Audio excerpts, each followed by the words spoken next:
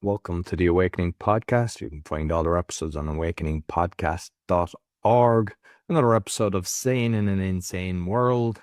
You'll find me in mycall.com and Arnold on braingym.fitness. What are we going to discuss today? We're going to touch DOGE Savings, Trump COVID website, Bitchute pulling out of the UK market. And we've got some lovely graphics as always. AI, diagnosing TB, the company of AI agents, robots race humans, and AI weapons.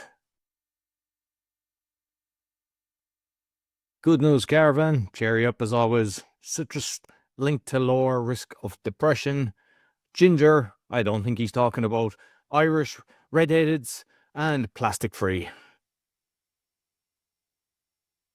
And health, we've got the decline of bees and antibiotics. Other topics, sewage sludge. So, welcome Arnold, how are you?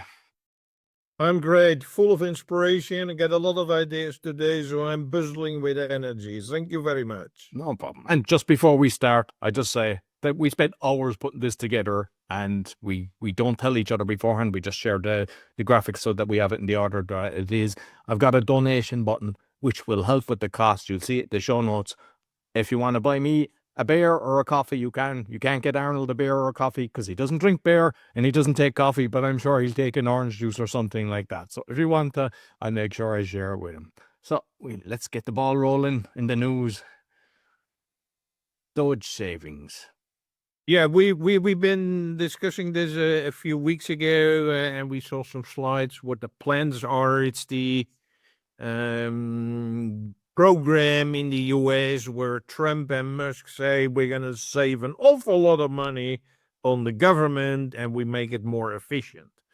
So this is a graph actually published in the New York Times, and it said their campaign was, this is in billions, so 2,000 billion, if I'm correct, it means 2 trillion.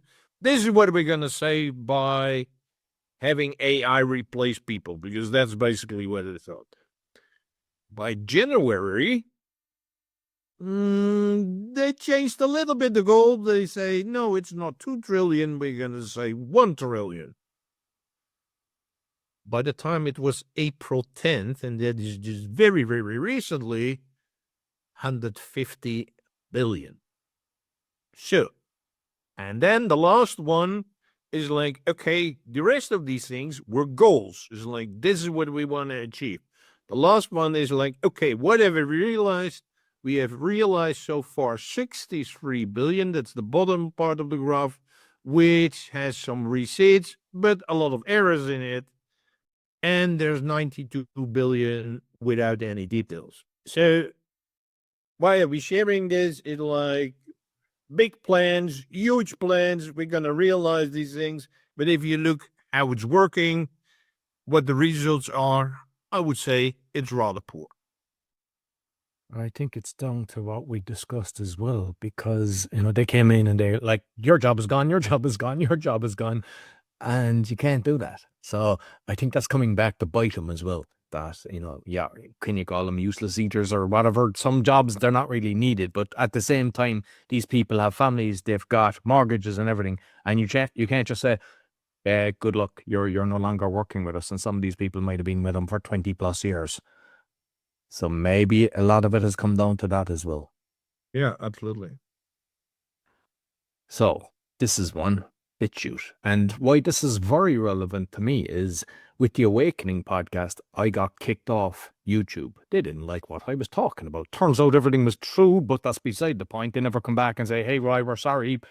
And what I did is I started putting a lot of stuff on Bitchute, and I used screenshots of YouTube kicking me off, and it really helped. So I have something like 400 and odd thousand views now on YouTube, just on the Awakening channel, which is great. I know Ofcom have been, they were being regulated a lot, and I could see that over the years, but they've decided, sorry, but we're pulling out of the UK. They don't want to, but they're being squeezed. And what they're saying is, you can't view it, but the people that are there can upload their stuff. So if you were a British Bitchute user, you can upload the videos that you're doing, the content that you're doing, and unfortunately the English won't be able to see it, but the rest of the world will, and they can comment. But it's a sad state of affairs that, like Bitchute, which only recently started bringing in advertisement, whereas the rest of them are bombarding you with it. They were going by self-funding and donations and stuff like that. And for me, it helped get the message out. So I don't like when they have to do this, but I can understand they're just getting so much regulation that they decide they must do it. So that was just the one on that. The next one's an interesting one. It's if you go to covid.com, it's now the lab leaks. So it's you can see the picture for those watching, Donald Trump, and it's got lab leaks, the true origins. And what it's saying is the proximal origin of SARS-CoV-2 publication, which was used repeatedly by public health officials and the media to discredit the lab leak theory, was prompted by Dr. Fauci to push the preferred narrative that COVID-19 originated naturally. And, he got an executive order by Biden, which kind of made him, can't do anything to him if they cannot bypass that. The virus possesses a biological characteristic that is not found in nature. Data shows that all COVID-19 cases stem from a single introduction into humans. This runs contrary to previous pandemics where there were multiple spillover events. Wuhan is home to China's foremost SARS research lab, which has a history of conducting gain-of-function research, gene-altering an organism, supercharging at inadequate biosafety levels. Wuhan Institute of Virology researchers were sick with COVID-like symptoms in the fall of 2019, months before COVID-19 was discovered at the wet market. By nearly all measures of science, if there was evidence of a natural origin, it would have already surfaced, but it hasn't. So that's on a government website. And I know that every Trump supporter is going, yeah, this is brilliant. And in one way it is. But just remember, he's one that kind of so-called did the warp speed to get out this jab. At one stage, cured himself naturally. Then on a few podcasts said, yeah, I got 3 jabs. His daughter, Ivanka, did a photo shoot where she's getting jabbed. So, just, again, buyer beware. AI. As always, this one is moving so fast that each week we've stuff that you kind of shake your head going, whoa. So AI diagnosing TB. What's that about, Aaron? Yeah, we get some mind-blowing stuff for you this week. The first one is really a positive news because there have been Swiss researchers from the Lausanne University Hospital. Lausanne is a city in Switzerland. And they have demonstrated that AI can diagnose tuberculosis with greater accuracy than human experts. And what they're using is an AI system trained to read ultrasound images from smartphone connected devices. So you could have a device where you kind of sense people, over their lungs, whether they have tuberculosis or not, but then you connect that device to the AI and it determines whether you have it. They tested 504 patients, and it achieved 93% sensitivity and 81% specificity, beating human expert performance by 9%. So it's 9% better than if a human would analyze it. But that is great news because it is a tool which runs in real time through smartphone app. So even you don't need to be a lung expert to use it. So it means that, my translation, nurses or doctors in the field could use it, and they could use it in remote locations. So imagine you're They're in an oasis in the middle of Algeria. Okay, I saw a video this week about that. That's where people are living, but they don't have fancy hospitals with all these equipment, but it's just a smartphone connected device and this AI. They can determine whether they have tuberculosis or not. By the way, tuberculosis was when I grew up, whatever it was told, well, tuberculosis is gone, we don't have it anymore, but it's growing all over the world. So this is very, very relevant. Company of AI agents. Company of AI agent. Yes, I was told by a friend this week that Arnold, have you seen this program on Dutch TV? Well, I'm in Romania and I cannot see Dutch TV. So, but fortunately, through X, there was a publication from the main guest there, Alexander Klupping. He's famous from Blendel, and a very successful startup a couple of years ago.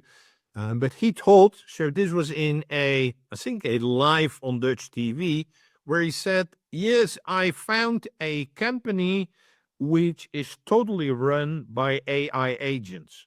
So no humans, it's a company of AI agents.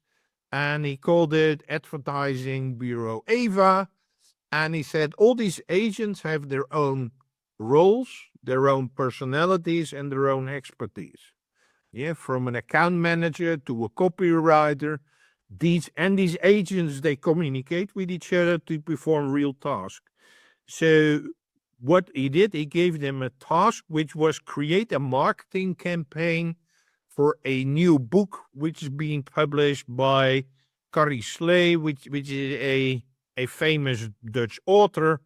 And they would ask them, so his AI agent company, they said, would you make a campaign for marketing that new book which is being published? That is quite a lot of work because he's a famous author and how to do this, which would normally take a marketing agent days and days and days a week. But guess what? This work with this company only took 10 minutes. And it included target group analysis, campaign strategy, and visuals. I'm surprised it took so long, Arnold. 10 minutes? No. Yeah, but they included because they asked you somewhere to an agent, said, have you read a book? Yes. So that was included in the 10 minutes. So this is real. This was a real activity. So in the program, you see that they later on went to the publisher and to the author and say, hey, this is the campaign. You like it a bit. And they loved it and say, it's really great. This has huge impact. And again, why am I showing this and sharing this? It is not something in the future. It's like, yeah, maybe in 5 to 10 years, this will happen. No, this was done now. This happened. This was last week on Dutch TV. And in that same post, Alexander Klupping mentioned that this impacts a lot of work. And he mentioned that he knew a CEO of a real advertising agency that a client went from 290 to 20 copywriters. 290 to 20 copywriters. The photography budget of a marketing agency was reduced by 90% from 10 million. So he told me also that he knew another insurance company that claims are being processed by AI agents. So this is something which is real. This is something which is happening. Actually, my friend who mentioned this, he set up an AI agent to help him improve the use of the English language. He's also Dutch, and so it's like, and well, he's gonna share next week with me the details how he did that. But it's like I already saw some.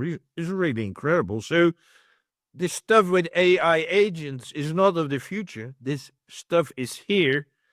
It and it's replacing people, and it's replacing what I would call, what is called white collar workers. We used to have in the past like blue collar workers. They're replaced by machines. Yeah, big automation thing like in car factories. Yeah, blue collar workers not good. Yeah, look at what happened to Detroit and everything. But now this is real time. This is impacting white collar workers, and this is marketing specialists, copywriters, video producers, whatever, and they're already being laid off because it's like, hey, this is cheaper and much faster. And so this is what AI is also doing right now. And what's scary about what you said there, like say the insurance, because I've had a few claims in the last year and got 1 out of 3 and 2 rejected constantly. And they were 100% genuine claims that I should have been paid out. And I intend now trying to get the AI. But on the other side of the spectrum, insurance companies have one objective: take your money and never give it back to you when you need it. And when they have AI, it will have so many loopholes that it'll just reduce the number of payments out, because before it was humans that were actually going through this. And now I'm sure that once they get rid of the humans, what's the programming that it will be told? Don't pay out. So that's where I see it going. Yeah, and definitely they're not going to bring back the humans. No, absolutely. So this is one that happened just recently, a humanoid robots race. Humans in a half marathon in Beijing. The winner, the robot, it took 2 hours and 40 minutes for the half marathon, which is 21 kilometers, and a human was just over an hour. But the fact is, they're just getting better and better.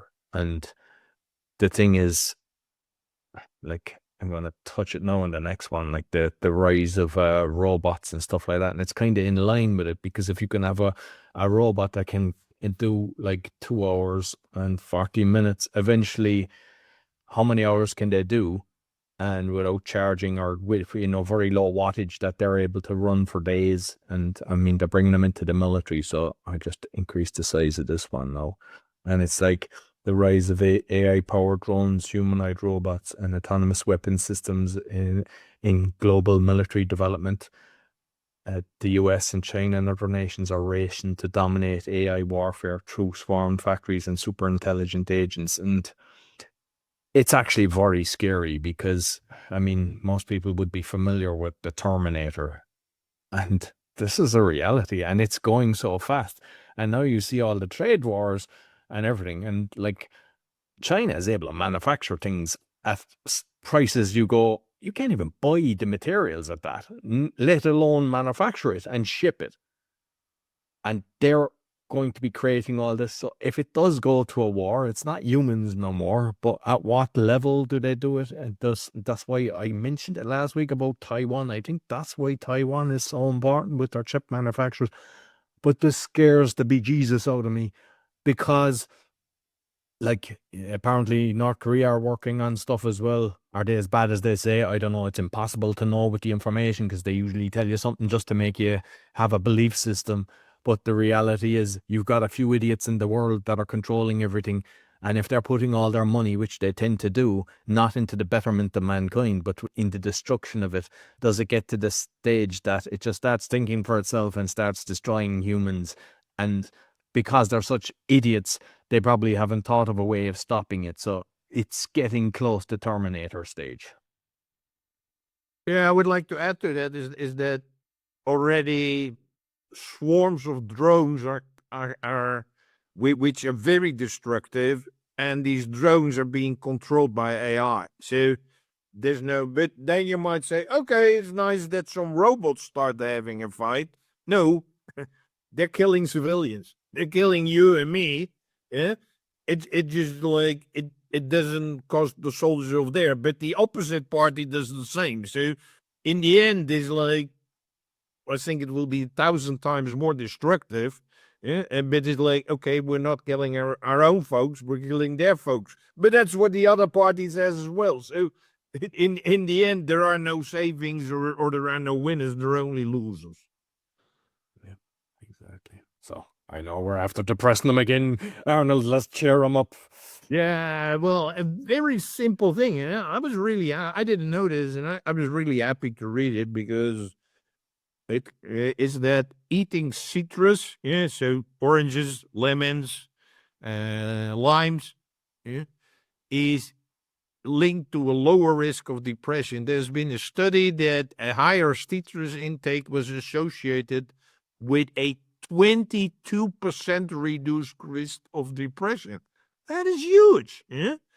Yeah. So that is as a very, very beneficial thing. So I think everybody can do that. Is like, well, squeeze a lime in your water or eat an orange every day. I think we all can do that, because these numbers are really, really very, very good. So, and we need that in today's world. And just on that, because I'm not sure if you know, but I make every day a lemon coffee. So I squeeze a full lemon and I have it with my coffee. And I mean, I know a lot of people suffer from depression. I don't. I'm always in good form. I reckon I get one blues day a month. And I think that's kind of normal as well. And I just acknowledge it. But like, if we look at the mental institutions and everything, are they better off giving them some citrus instead of all the meds to just never heal them? It sounds like it. Absolutely. So ginger. Yeah, the same is it's true. We're using it's ginger. It's a herb, I think. It's very easy to use. You can buy it in any food store and look at the list. What it is, it lowers your inflammation.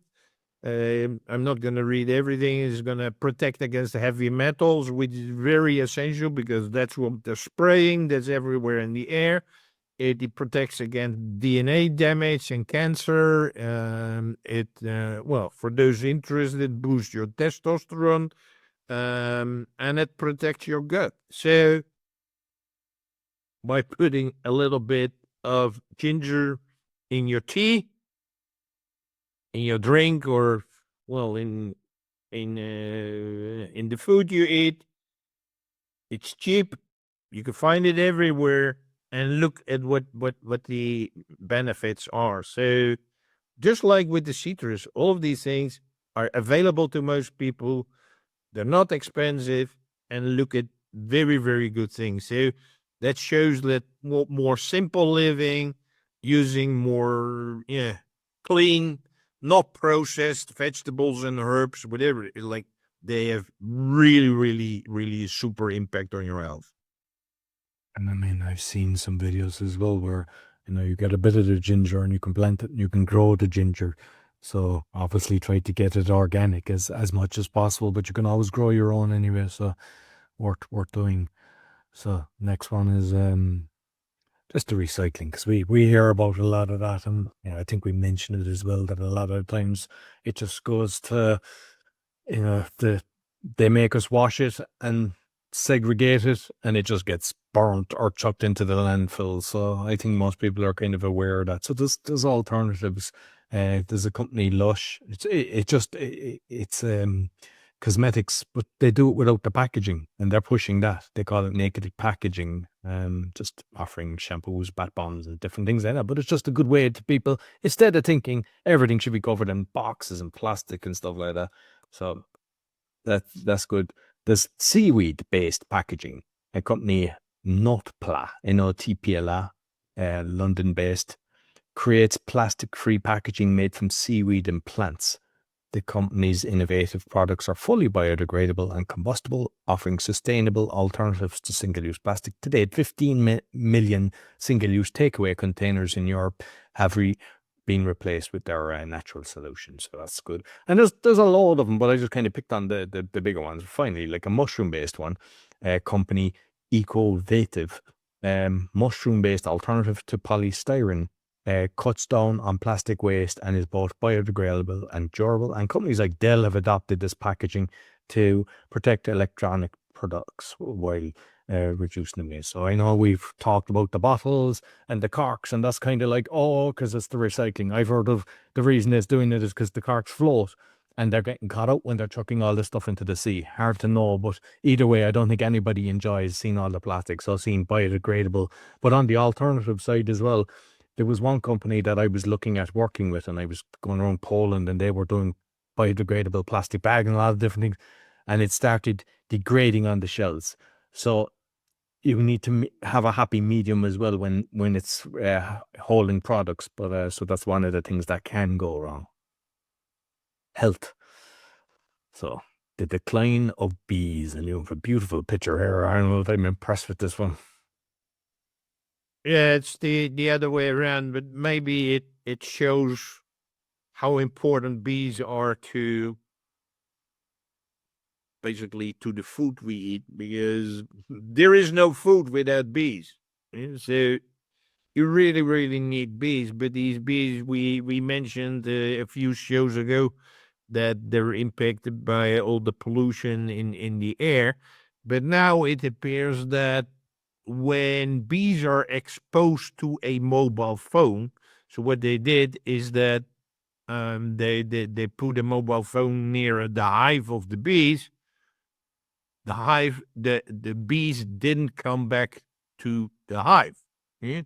And as bees are already in rapid decline everywhere, scientists they blame the EMF radiation, and also probably the daily metallic spray everywhere which is used. So we are doing everything basically to get rid of the bees.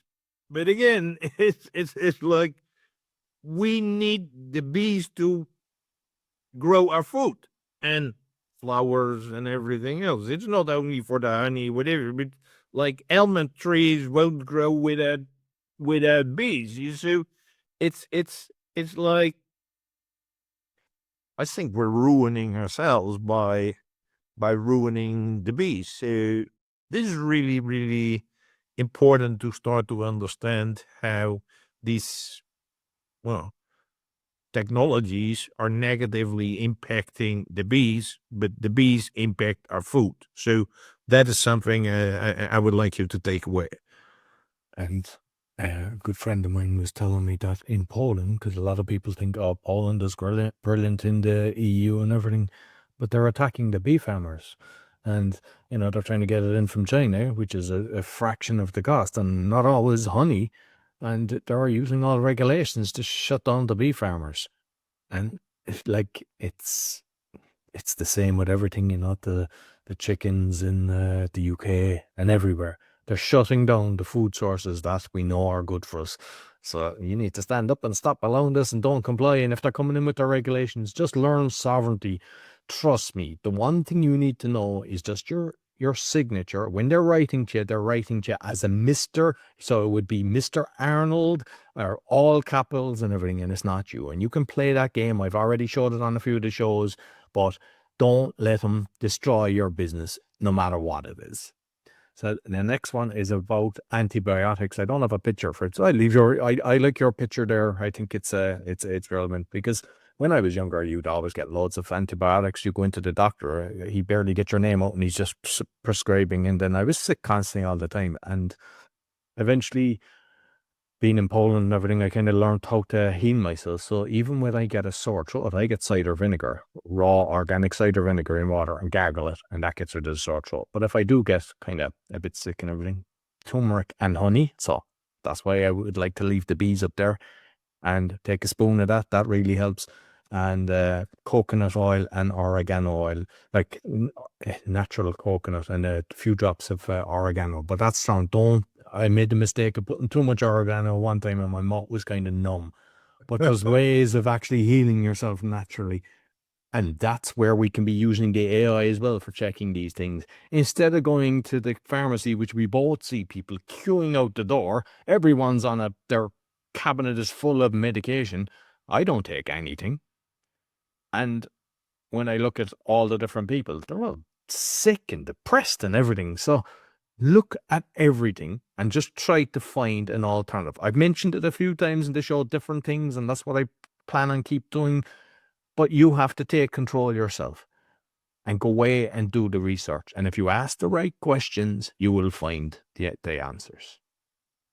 So, other topics, sewage sludge. Arnold, what's that about? Yeah, I thought it's a nice topic to complement your Easter brunch. But Chocolate eggs, is that how it's made, is it? that is the way we're recording it, so it will be published later on. But I thought it's really important because we think, well, at least I thought as well, is that this whole, well, they call it the sewage plant where everything's processed, all the toxic stuff is removed, we make everything clean again, and so we can use it again, and we discard of the rubbish. Clearly, that is not the case. So what they do is they minimally process the water there. They didn't remove the vast majority of toxic products or break them down.